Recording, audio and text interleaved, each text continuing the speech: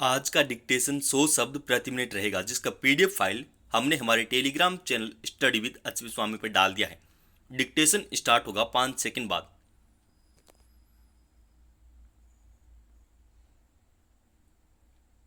Start.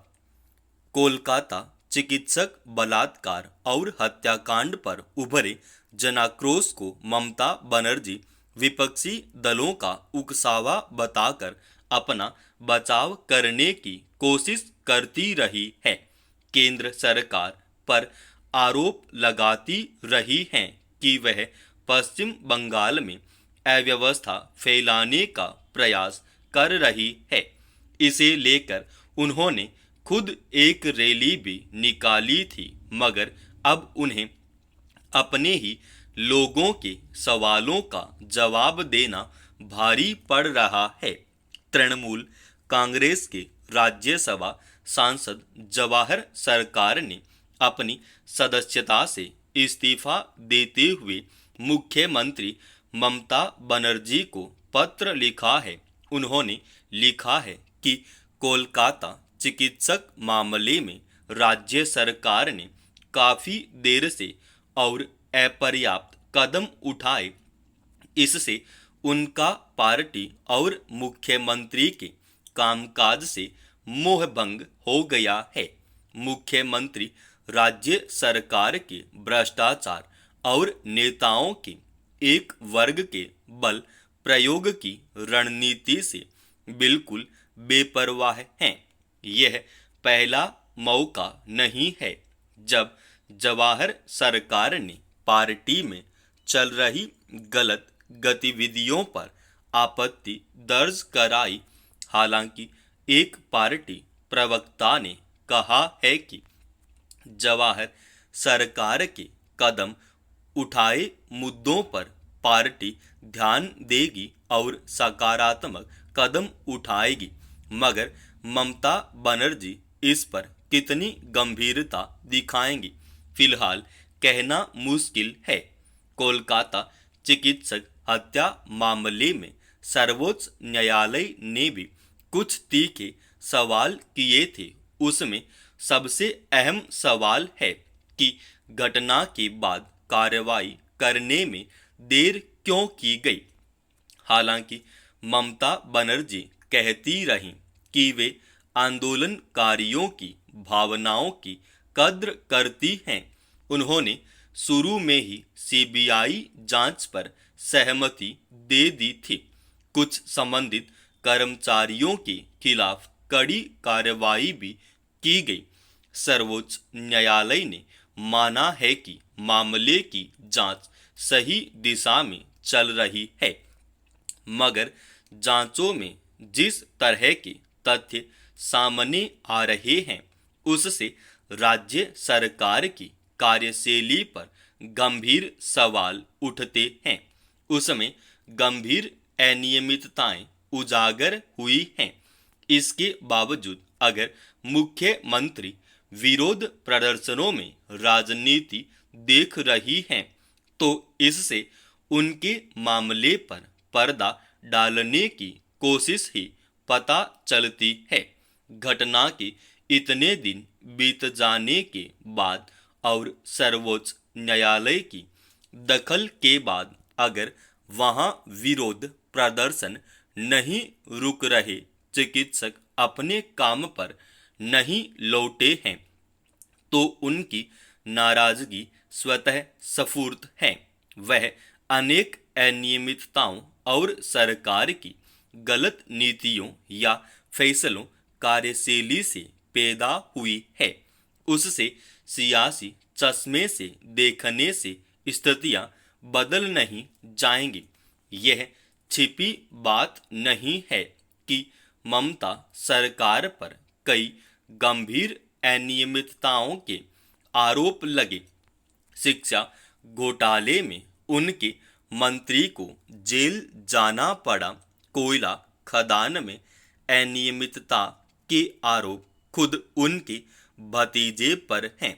फिर उनके party कार्यकर्ता किस तरह सरकारी योजनाओं का फायदा उठाते और लोगों को डरा धमकाकर अपने पक्ष में करने की कोशिश करते रहे हैं। इसके भी कई उदाहरण हैं। इन सब के चलते अगर पार्टी के एक वरिष्ठ सदस्य का मोह भंग हुआ है तो अंदाजा लगाया जा सकता है कि आम लोगों में किस तरह की प्रतिक्रिया उभरती होगी। इसलिए जवाहर सरकार का इस्तीफा और चिट्ठी ममता बनर्जी के लिए अपनी कार्यशैली के मूल्यांकन का अवसर है। अगर इसे भी वे सियासी चश्मे से देखने का प्रयास करेंगी तो सुधार का मौका गंवा देंगी। चिकित्सक बलात्कार और हत्या मामले के बाद ममता बनर्जी सरकार पर लोगों का भरोसा काफी कमजोर हुआ है। उसे कैसे फिर से हासिल करना है, यह उन्हें ही तय करना होगा।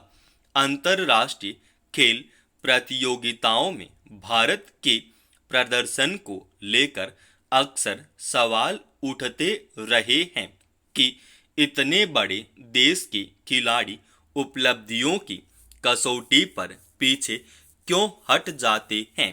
हाल ही में पेरिस में हुए ओलंपिक में पदक तालिका में भारत की स्थिति को लेकर मायूसी, चिंता और अफसोस की स्थिति देखी गई, मगर अब पेरिस में ही हुए पैरालंपिक खेल प्रतियोगिता में भारत को जिस तरह की कामयाबी मिली है उसे अब तक के ऐसे आयोजन में भारत का सर्वश्रेष्ठ प्रदर्शन माना जा रहा है।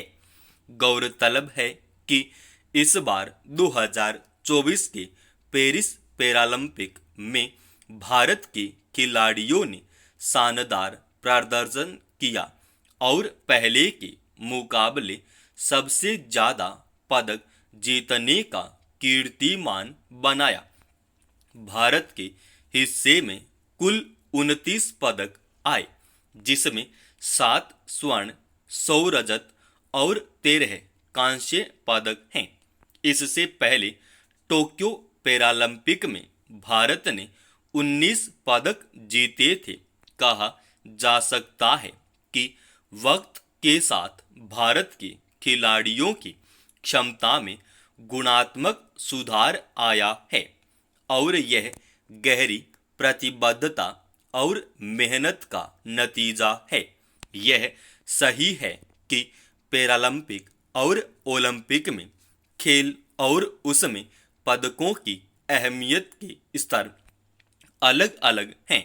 ओलंपिक में जहां खिलाड़ी के शरीर की क्षमता का परीक्षण होता है, तो पैरालंपिक में हिस्सा लेने वाले दृढ़ संकल्प और साहस की कसौटी पर आंके जाते हैं। इसमें यह भी उजागर होता है कि शारीरिक रूप से अन्य तरह से सक्षम खिलाड़ियों की खोज, उनके प्रशिक्षण, उन्हें मिलने वाली सुविधाएं, अवसर और उन पर खर्च के मामले में देश की सरकार ने कैसा रुख अपनाया है। पिछले 2 दशकों के दौरान केंद्र और राज्य सरकारों का रुख सकारात्मक रहा है। इसका साफ असर अंतर्राष्ट्रीय प्रतियोगिताओं में प्रदर्शन पर देखा जा रहा है, जहां भारतीय खिलाड़ी खेलों की दुनिया में उम्मीद की तरह बना रहे हैं। यह ध्यान रखने की जरूरत है कि खेल का मैदान इसीलिए होता है कि उसमें जीत हासिल करने के लिए ज्यादा से ज्यादा कोशिश की जाए। जीत गए तो उससे बेहतर करने और नहीं जीते तो अगली बार जीत के लिए फिर से खुद को तैयार करने की राह पर चलते रहने की प्रक्रिया जारी रखी जाए। समाप्त। दोस्तों, रोजाना ऐसे ही इंपॉर्टेंट डिक्टेशन सबसे पहले लेने के लिए इस चैनल को आप अभी सब्सक्राइब कीजिए।